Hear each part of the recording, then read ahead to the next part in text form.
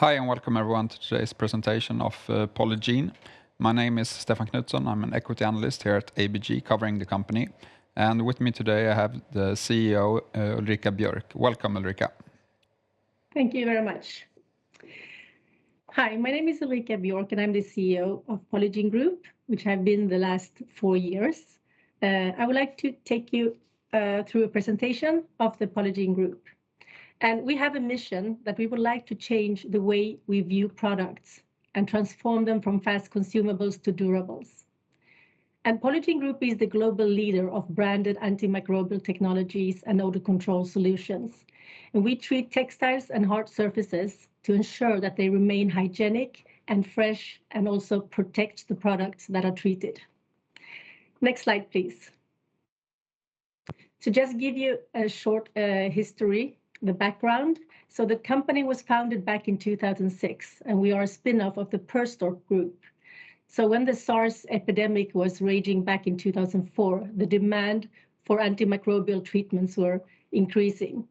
So we found this technology that was very effective against bacteria and viruses.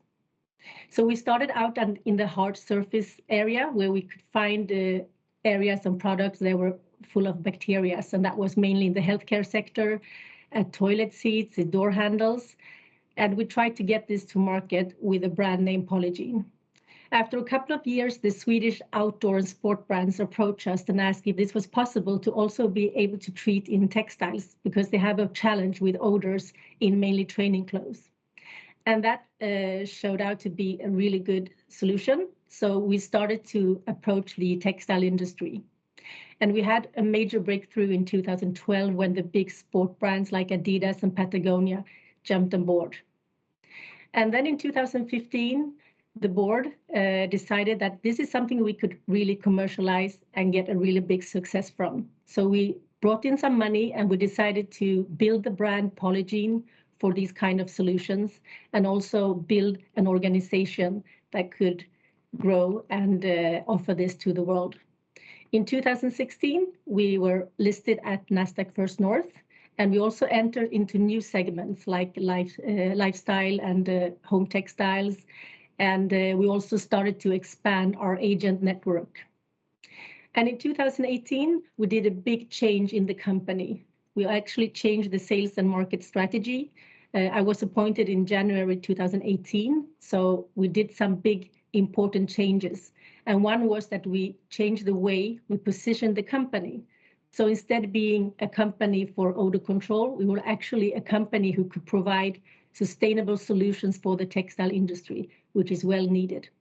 And we also start to invest more in R&D to be able to launch new products and new technologies. And in 2019, we launched the Odor Crunch, that is a non-biocide, and it also got awards for this technology.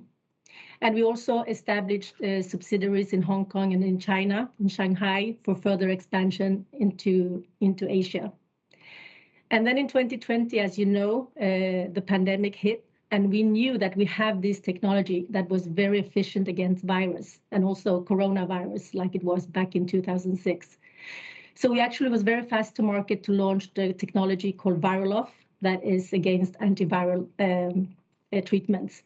And that was a big success. We actually get a very good recognition around the world. So the company really, really took to the next level. And then in 2021, we finalized the acquisition of Admaster in UK. And Admaster has been the supplier of Polygiene for all these years. So it was a really, really perfect match to get them into the group. Next slide, please. So the market for these kind of technology is huge. And for textiles, we actually see a forecast that they think that it could double within a 5 years, 6 years period from $10 to $20 billion. And also in the antimicrobial coating market, which we can see that Admaster belongs to protect products, it's also have a huge growth that's been seen the coming years from $3 to $6 billion. So it's a big, big potential for Polygiene to actually take a great part of this huge market. Next slide, please. So what is the drivers in the market for these kind of technologies? we can see there are two major tracks for our technology to have a really, really good place in the market at the moment.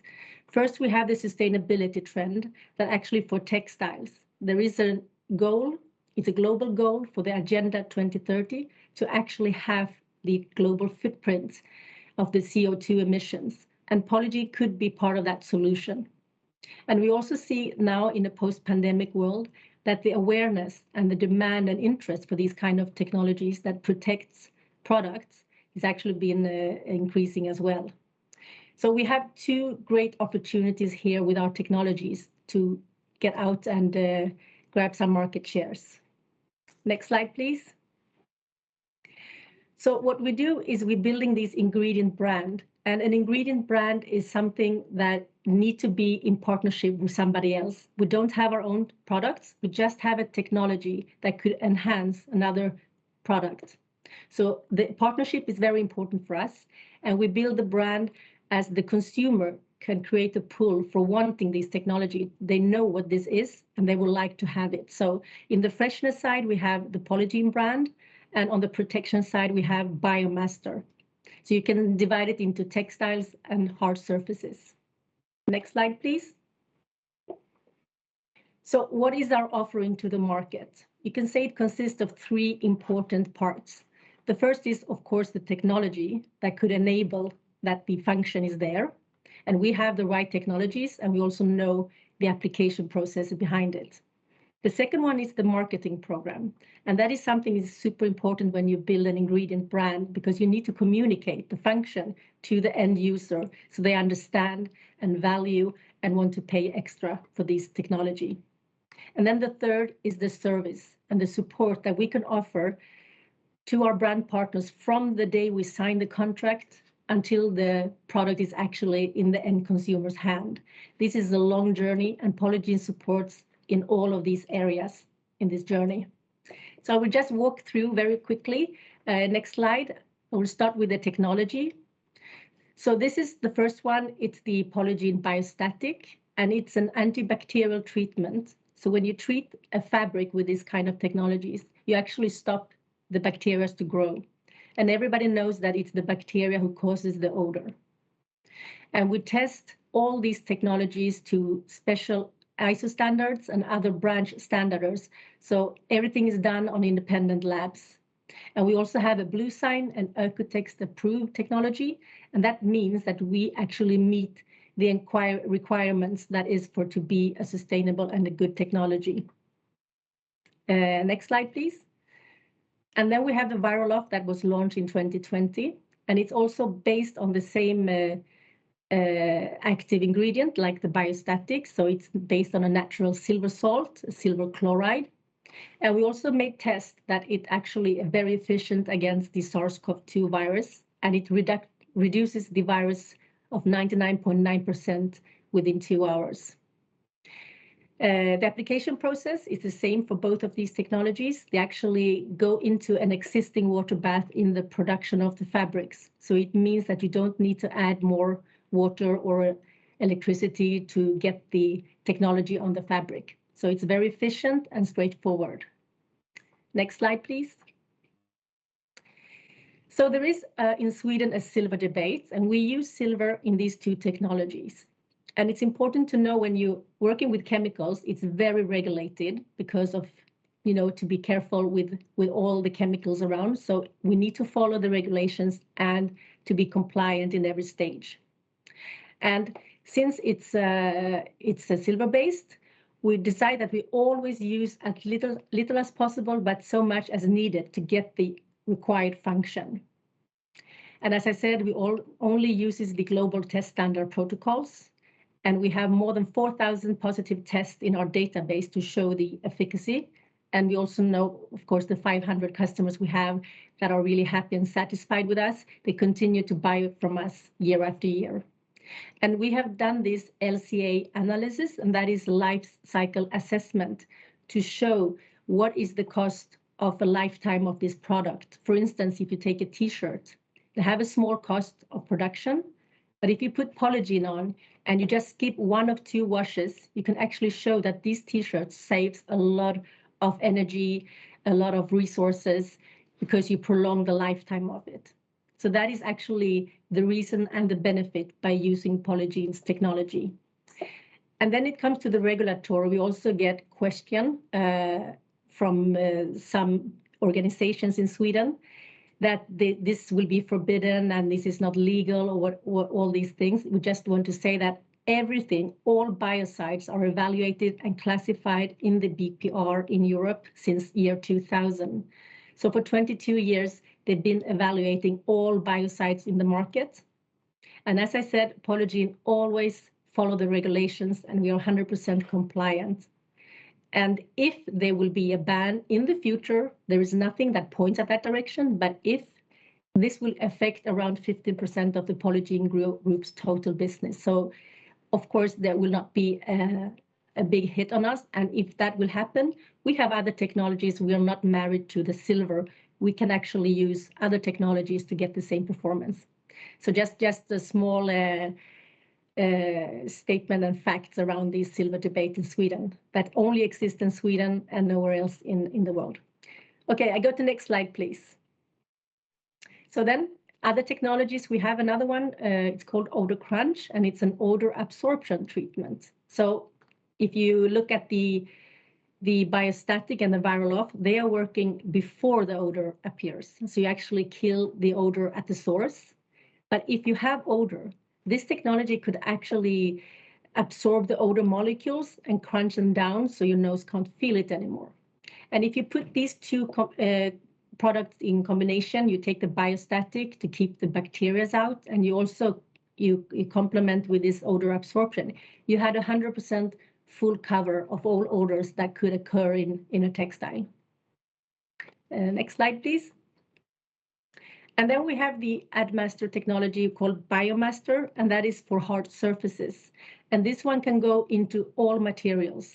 And we treat plastics, paper, coatings, surfaces, everything that need to have an antimicrobial effect.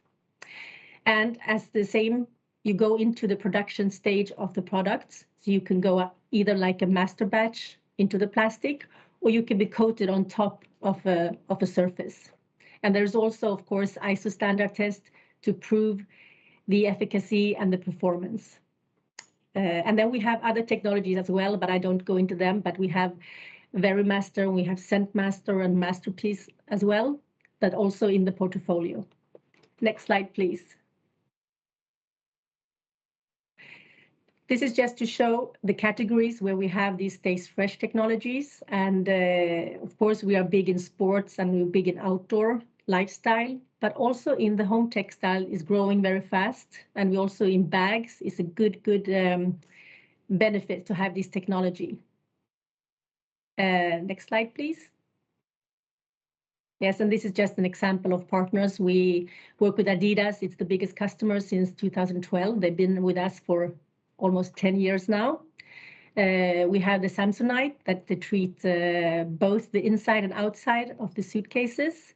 We work with Diesel jeans. And when you also have a Gregory do these backpacks that could be really, really stinky when you are out camping, and it's a good add-on to put Polygiene inside. Next slide.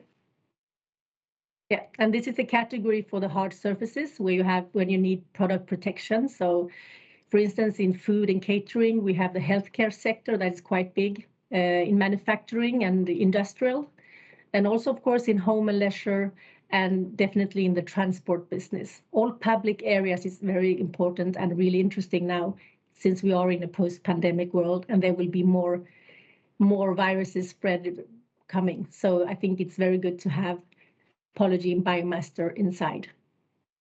Next slide, please. And this is just some example of the partners of Biomaster. We have gym equipment that is actually a really, really big growth for bacteria. We have the aviation seatings, where we work together with a company called Foamtex.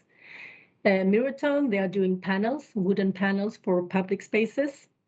And then we have Flowcrete, which is a big customer of ours who do flooring that is antibacterial, and that's mainly in the food processing industry and also with other kind of manufacturing where you need completely hygienic surfaces.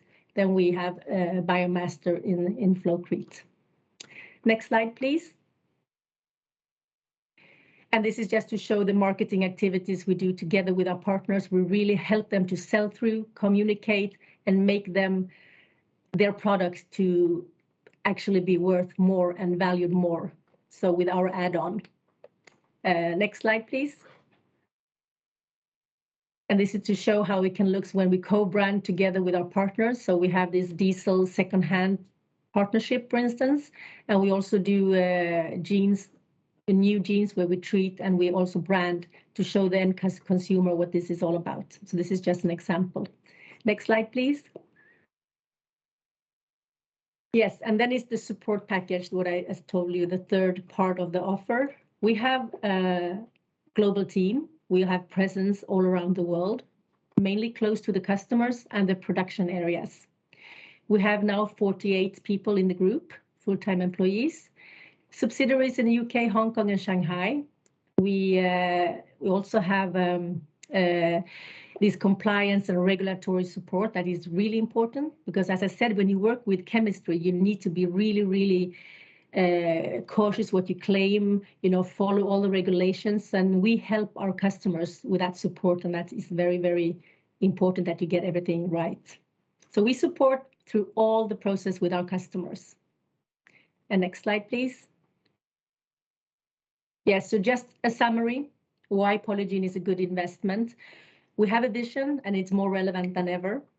The history, we have more than 15 years, and Addmaster as well is 20 years of history and experience that make us to a reliable and trustable partner. We had a very broad portfolio of comprehensive technologies. We can treat whatever surface out there, and we also have other kind of technologies that supports a longer life of products. We're building the brand, and that differentiates us from the competition.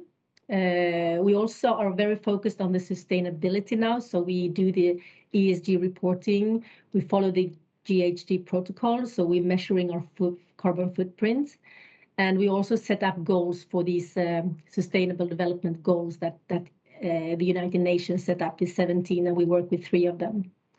We add value to our partners. We know that because we can look at our strong group of customers we have. Many premium world-leading brands are working with us. We have a healthy margin, and that enables a very profitable business. The model is scalable. We can grow without adding a lot of fixed cost because we are very, very asset light. We don't produce or manufacturing anything in-house. We are always working with a third party for that. And that is also why we can be so fast moving from one tech to another. So we are not like stuck with a silver. If something else comes up tomorrow, we can change very, very easily. And then, of course, it's the team that is the greatest asset we have. It's an excellent global team with tons of experience and skills in this industry.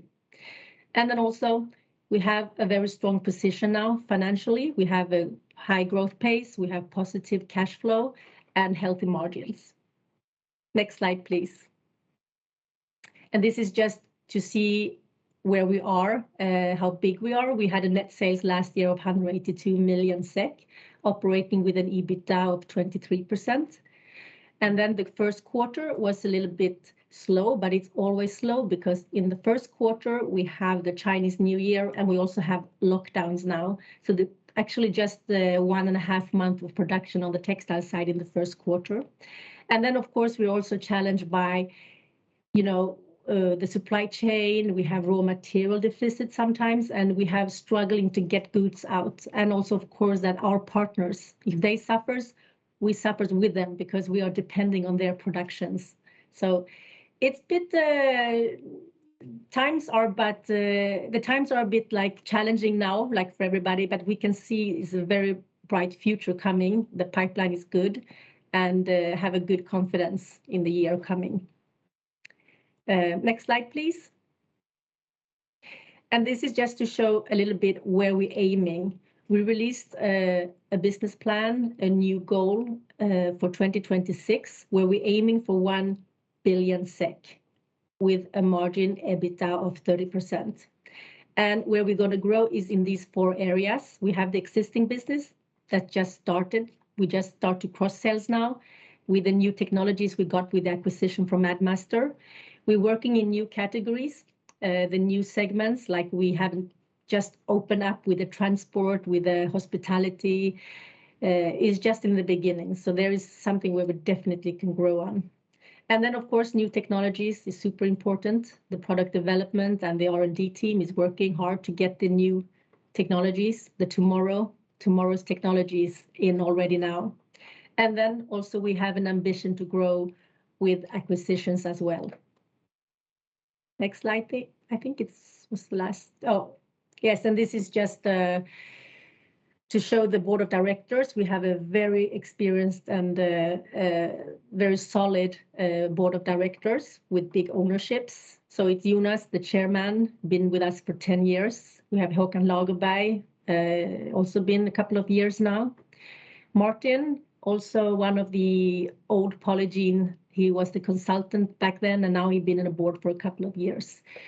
And Johan Thiel actually stepped out of the board now on the AGM 2 weeks ago, and we got in Rajev, who is one of the biggest owners in Polygiene, the DNCA group. So he will join now after the AGM. And then we have Pamela, who is a professional in sustainability and textile industry mainly.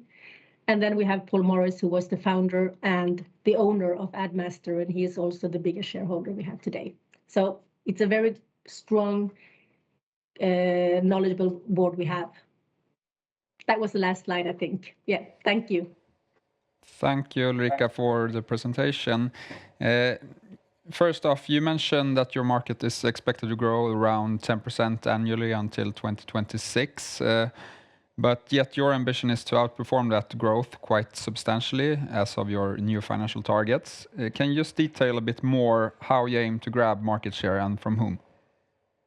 Yes, we definitely see, it's divided in two parts, this growth. We have the acquisition and we also have the organic growth. And it's a quite high organic growth that we can see that we can take market shares.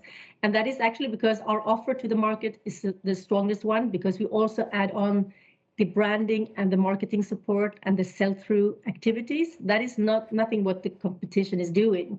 So if we can just be as good as them on the tech side, on the innovation side, on the delivery side, and then on top we add this big packaging of the support, then we actually could outperform many of them. But we need to get everything in place and to get that market. But I'm sure we will. So you see that you're grabbing market share mainly from similar actors or from big chemical suppliers?